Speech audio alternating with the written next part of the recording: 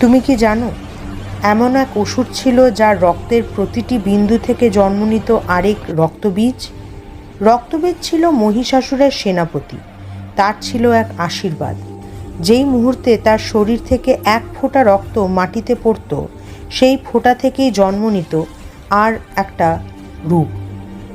দেবতারা অসহায় হয়ে পড়েছিল, কারণ যতবারই রক্তবীজকে আঘাত করা হতো ততবার সে আরও শক্তিশালী হয়ে ফিরে আসত। তখন দেবতারা আহ্বান করলেন মা কালীকে। মা কালী ক্রোধে উন্মত্ত হয়ে উঠলেন। তিনি একমাত্র বুঝলেন রক্ত না ঝরলে জন্মও হবে না।